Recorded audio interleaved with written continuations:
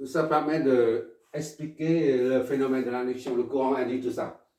Là, on a 3 circuits, 4 même. Au début, l'interrupteur est ouvert.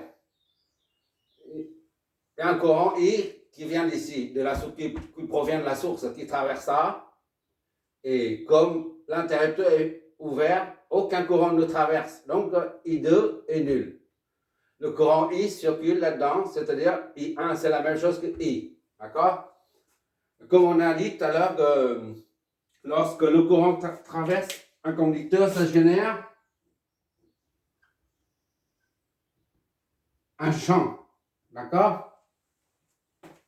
Un champ magnétique. Là, le courant, il y a un champ. Le champ qui est comme ça. Voilà.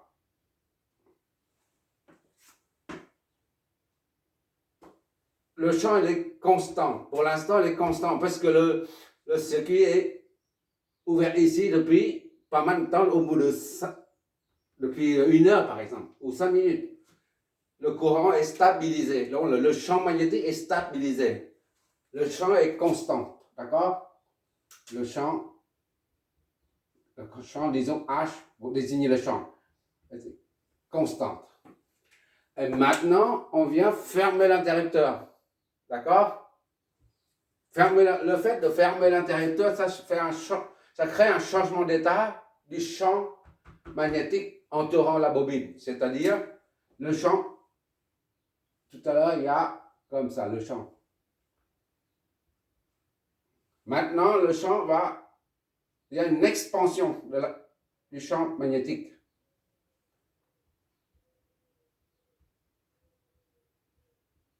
Voilà.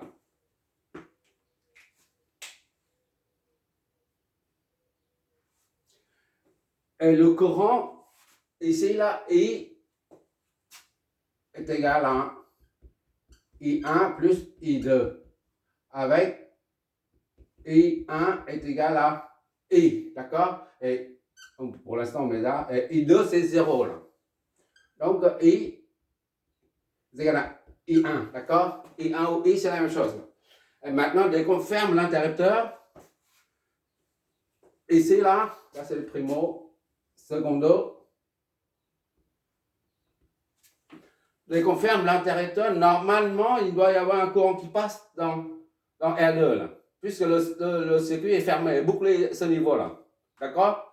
Mais à l'instant même où on ferme l'interrupteur, il y a une expansion du champ magnétique. Et qui dit champ dit polarité. D'accord? Pour nord et sud. Voilà, c'est plus et moins. C'est ce champ-là qui empêche le courant de varier. D'accord? Il y a une pile. Si on met une pile comme ça c'est plus, moins. Un autre pile. Plus, moins. En série comme ça. D'accord? Ça c'est 5 volts. Là, c'est 5 volts également. Si on met que 5 volts, il y a un courant I. Mais si on met encore en série le pôle plus avec le pôle moins, les deux s'additionnent pour donner 10 volts. D'accord? Et le courant de vitesse sera plus grand. D'accord? Tout à l'heure, c'était une seule pile. On a un courant de 1 ampère, par exemple.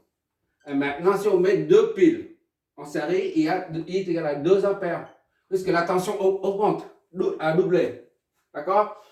Par contre, si on a mis tout à l'heure, comme ça là, une pile de 5 volts. Et maintenant, on met une autre pile. Mais cette fois-ci,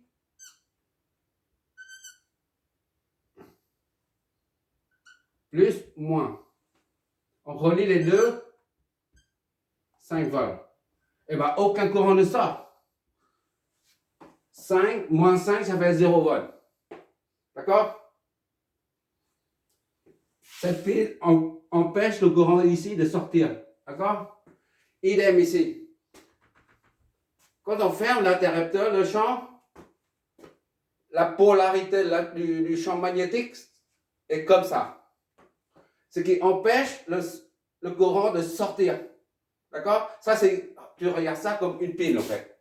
D'accord? Donc la polarité est comme ça, là.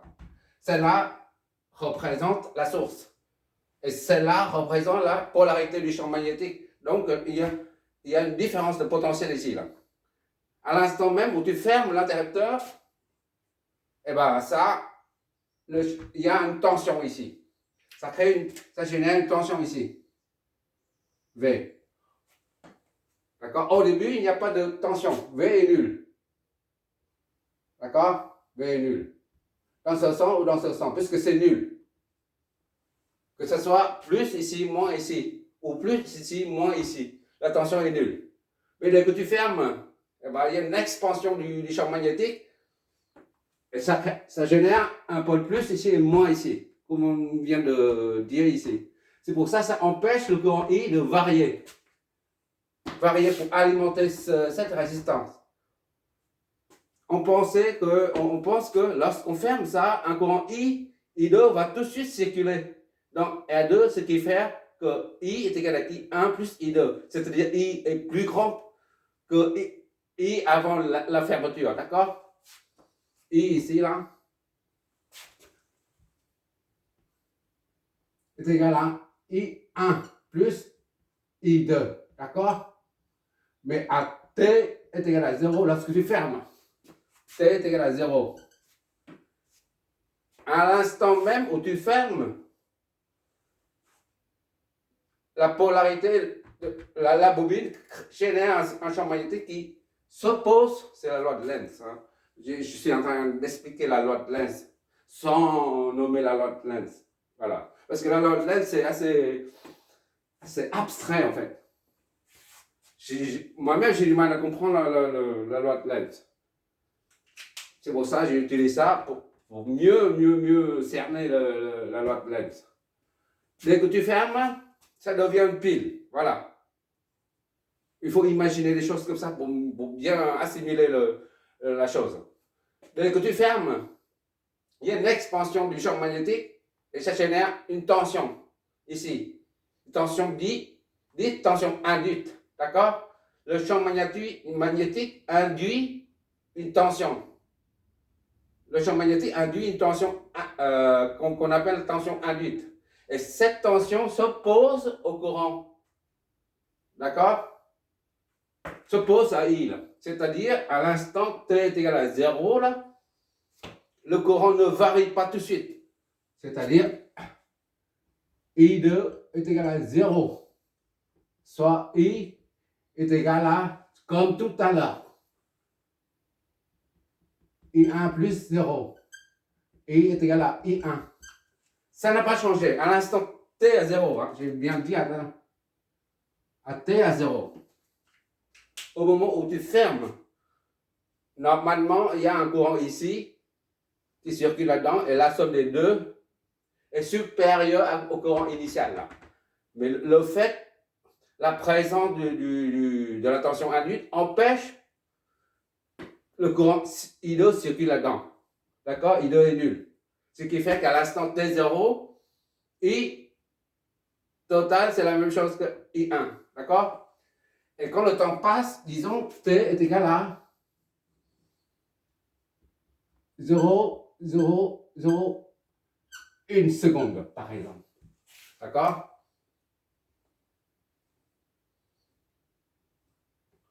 Le champ magnétique diminue. D'accord? Diminue. Ici, j'ai mis 4 flèches. Ici, j'ai mis 2 flèches seulement. 2 flèches seulement pour vous montrer que le champ magnétique diminue. Et par conséquent, la tension induite, V induite, diminue aussi. D'accord? Maintenant, imaginez que, tu imagines que au début, c'était 5 induites. D'accord? Et maintenant, il n'y a que 4 volts induites. Vu le champ magnétique diminue. D'accord? La différence des deux, ça fait 1 volt. D'accord? 5 moins 4, ça fait 1 volt. Donc, il y a un courant qui sort.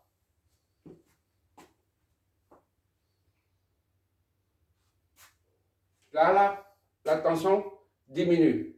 La tension induite diminue. C'est pourquoi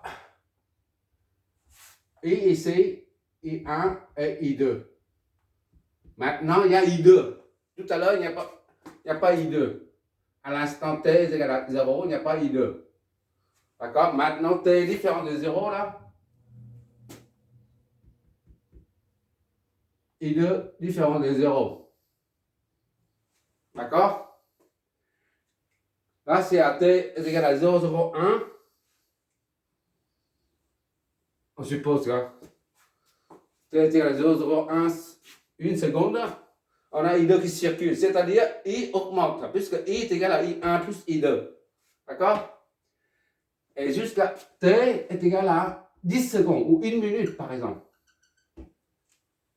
À 1 minute, ben, le champ, là, au début, il y a beaucoup de champs. Après, ça diminue. Et à la fin, comme si la bobine se comporte comme un simple fil conducteur.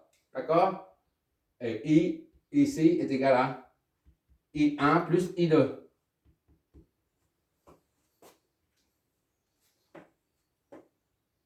D'accord? I ici, là, ce n'est plus comme I ici. I ici, c'est I2, c'est différent des 0 là. D'accord? Maintenant, si on ouvre ici, là. Ici, je reprends là. I1, I2 et I. D'accord? Ça, je remets ici. Ça, là, je redescends ici. Et maintenant, si on ouvre l'interrupteur, qu'est-ce qui se produit alors? Je vois toujours. Là, je viens de mettre ici, là. Bon, maintenant, je reprends ça ici, là. I1, I2, ça c'est I.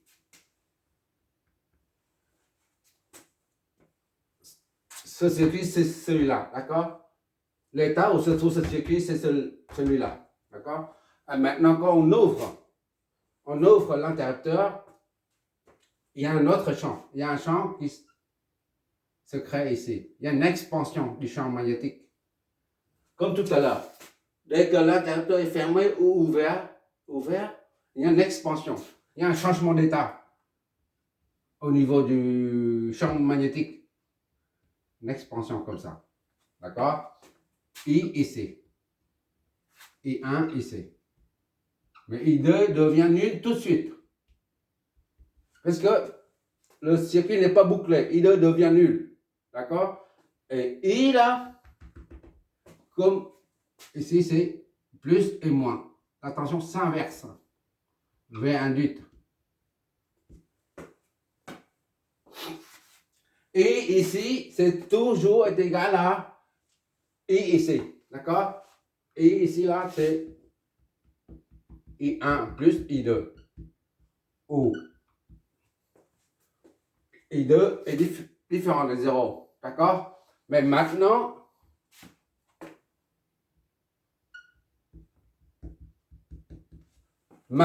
I est égal à, reste toujours le même, mais I2 est égal à 0 ici.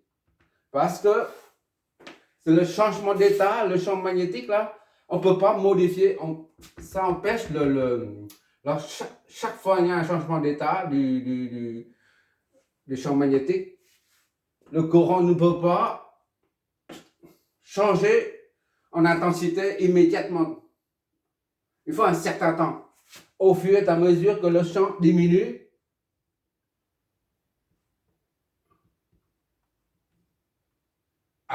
le champ diminue. D'accord? Et le courant là, I ici. Là, c'est I1. D'accord? Le courant diminue. Là, c'est comme s'il y a une pile et une autre pile. Plus, moins, plus, moins. D'accord? Là, lorsqu'on ouvre, il y a deux piles en série. D'accord? Donc, courant I est fort, est grand. D'accord? Et après, le courant diminue. Parce que le champ, l'expansion du champ magnétique diminue. C'est la raison pour laquelle que la tension aux bornes de la bobine diminue. Ça représente 5 volts par exemple. 5 volts. Ça, c'est ici. 5 volts ici, 5 volts là. Et maintenant, c'est toujours, la source, c'est toujours 5 volts. D'accord? Mais en haut, ça diminue, ça devient 4 volts, par exemple. Ou 3 volts. D'accord? Donc, ici, c'est 2 ampères, par exemple. Et bien là c'est 10 volts. OK? Et là, c'est 9 volts. Ici, elle a 9 volts. Donc, le courant est beaucoup plus petit. Et il est égal à 1 ampère, par exemple. D'accord? Ça représente ici. Ça, c'est 5 volts. Tension indique 5 volts. Et ça, c'est la source. Et maintenant, avec quand le temps passe, la tension induite diminue à 4 volts. 4 volts, mais ça reste toujours à 5 volts. Parce que c'est la source. D'accord? C'est la source. Et puisque il n'y a que 9 volts, les deux piles là vont débiter un courant plus faible. D'accord? Et au bout de 5 minutes, par exemple, au bout de 5 minutes, il n'y a plus de tension aux bornes. Voilà. Le champ devient constant. Il n'y a plus de tension. Que ce soit dans là, ça, V est nul. Induite est nul. Le I qui traverse la bobine, c'est la même que I1 ici. Et I2 est égal à 0. On retrouve l'état initial du circuit. D'accord?